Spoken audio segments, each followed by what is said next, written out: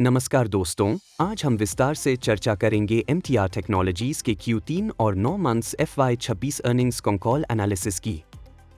यह तिमाही कंपनी के इतिहास की सबसे मजबूत तिमाहियों में से एक रही है और मैनेजमेंट का टोन इस बार बेहद कॉन्फिडेंट, एक्सपेंशन ओरिएंटेड और स्ट्रक्चरली बुलिश रहा। सबसे पहले नंबर्स की बात करें तो Q3 FY26 में कंपनी ने 278 करोड़ रुपए का रेवेन्यू दर्ज किया, जो ईयर ऑन ईयर 59% की ग्रोथ दर्शाता है। एबिटा 64 करोड़ रुपए रहा, जो पिछले वर्ष के 33 करोड़ रुपए की तुलना में 92% की वृद्धि है। प्रॉफिट बिफोर टैक्स 46 करोड़ रुपए और पैट 34.7 करोड़ रुपए रहा, जिसमें 117% की सालाना वृद्धि देखने को मिली। यह सिर्फ साइक्लिकल इंप्रूवमेंट नहीं है, बल्कि स्ट्रक्चरल ऑपरेटिंग लेवरेज का स्पष्ट संकेत है। अब सेगमेंट वाइज विश्लेषण करते हैं।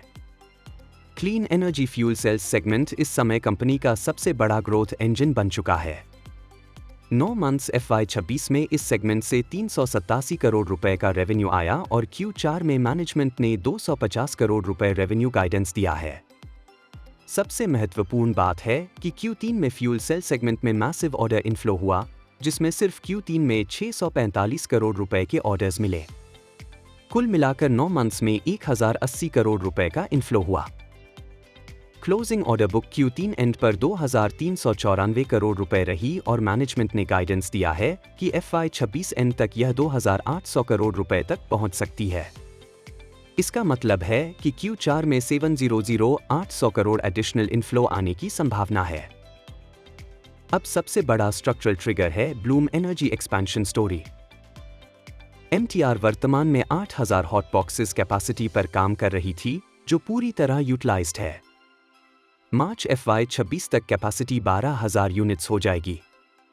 FY27 के एंड तक इसे 20,000 यूनिट्स तक ले जाने की योजना है और सब्सिक्वेंट ईयर में 30,000 यूनिट्स इंफ्रास्ट्रक्चर टारगेट है।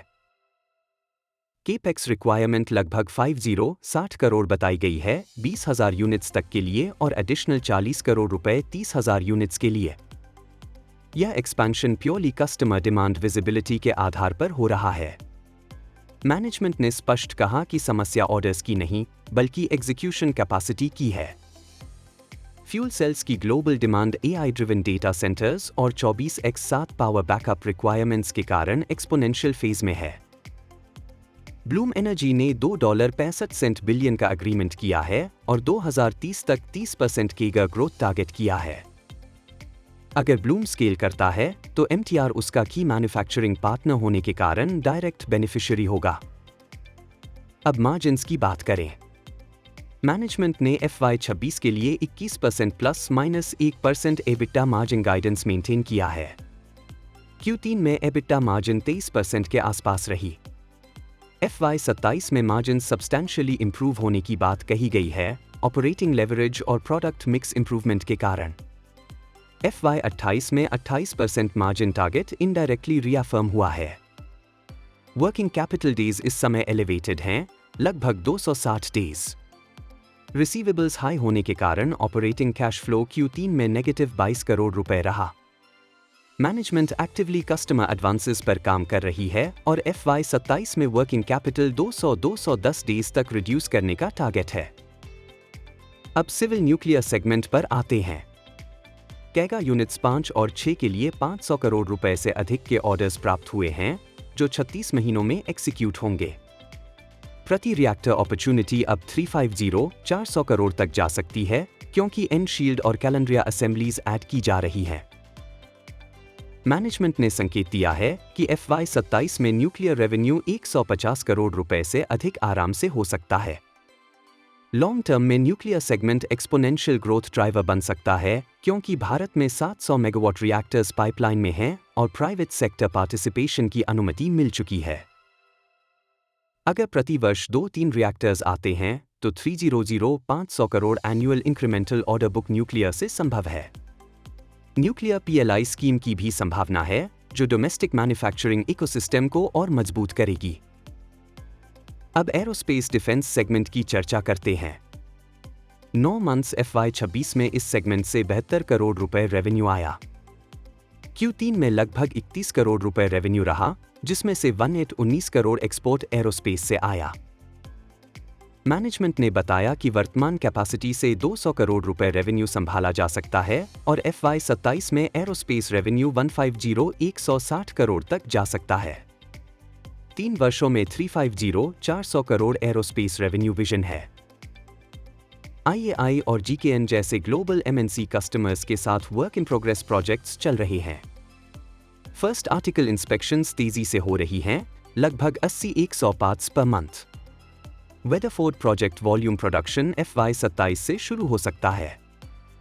हाइड्रो सेगमेंट में GE, एंड्रिट्स और वॉइट जैसे ग्राहकों से एनुअल 120 करोड़ अपॉर्चुनिटी बन रही है। अब ओवरऑल ग्रोथ आउटलुक देखें तो FY26 रेवेन्यू 900 करोड़ रुपए क्रॉस करने की संभावना है। FY27 में मैनेजमेंट ने 50% रेवेन्यू ग्रोथ गाइडेंस दी है। इसका मतलब 1350 करोड़ रुपए रेवेन्यू टारगेट रियलिस्टिक है। अगर 21-23% EBITDA मार्जिन FY27 में 24-25% तक जाता है तो प्रॉफिट ग्रोथ डिस्प्रोपोर्शनेट होगी। ऑपरेटिंग लेवरेज का बड़ा बेनिफिट मिलेगा। ओवरऑल थीसिस यह बनती है कि MTR अब एक मल्टी इंजन ग्रोथ कंपनी बन चुकी है। क्लीन एनर्जी, न्यूक्लियर, एरोस्पेस और हाइड्रो चारों वर्टिकल्स साइमल्टेनियसली स्केल हो रहे हैं। ऑर्डर बुक विजिबिलिटी स्ट्रॉन्ग है, कैपेसिटी एक्सपेंशन अलाइंड है, मार्जिन्स इंप्रूविंग हैं और इंडस्ट्री टेलविंड्स फेवरेबल हैं। रिस्क फैक्टर्स में working capital stretch, single customer concentration in clean energy और एग्जीक्यूशन चैलेंजेस शामिल हैं। लेकिन management execution track record strong है। यह वीडियो केवल शैक्षणिक उद्देश्य के लिए बनाया गया है। इसमें दी गई जानकारी किसी भी प्रकार की निवेश सलाह नहीं है। कृपया किसी भी निवेश निर्णय से पहले अपने SBI रजिस्टर्ड इन्वेस्टमेंट एडवाइजर से परामर्श अवश्य करें।